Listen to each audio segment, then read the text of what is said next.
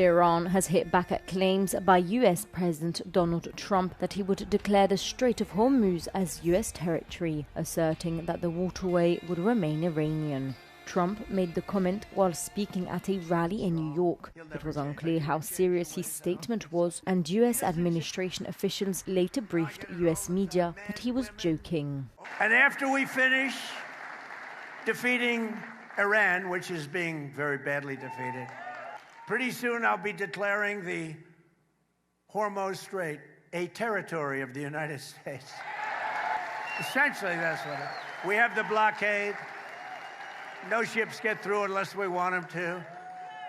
In response, Iran's Deputy Foreign Minister Kazem Garibabadi said that the Strait of Hormuz has been Iranian, is Iranian, and will remain Iranian. Referring to whether the US or Iran are in charge of the strait, he claimed the waterway would only be closed and opened under Iran's command.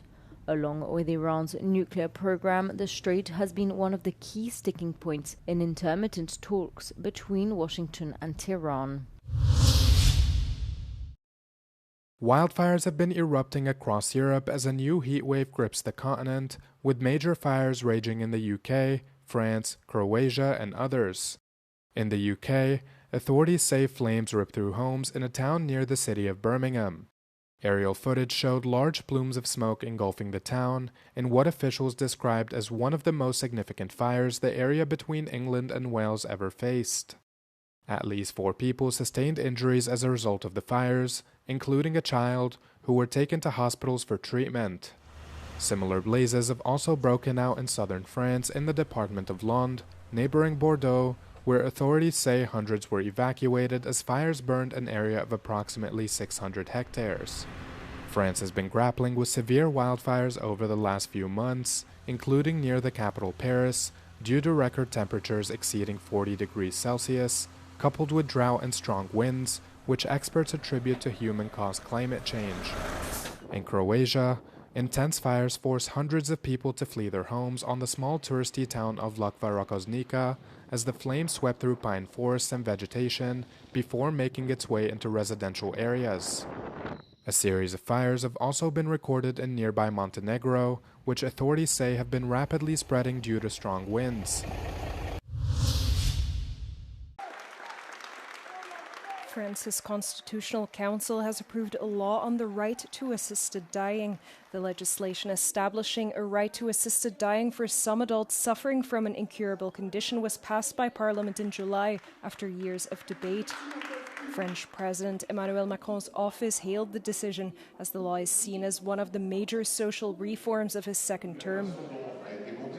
However, in a major blow to another one of Macron's reforms, the top French court rejected a social media ban for children under 15. The court found that the ban was not proportionate in relation to the freedom of expression and communication. The French government had promoted the ban as a way to protect young people from the harmful effects associated with social media. Macron's office said the president had no plans to give up on his push to bar children from apps such as TikTok, and that the government would work on a new draft law. New Zealand has withdrawn its support for FIFA President Gianni Infantino, calling for an independent review, including into his now scrapped plan to sell private stakes in a FIFA commercial subsidiary. That puts New Zealand at odds with Oceania's Football Confederation, which welcomed the scrapped investment plan's cancellation but voiced continued support for Infantino. It's part of a widening split in world football. UEFA and other confederations want new leadership, while South America and Africa are standing by Infantino. He's also picked up support from 6 Arab federations, including Qatar and Morocco, who say they have, quote, full confidence in his leadership. Infantino is due to seek re-election in 2027.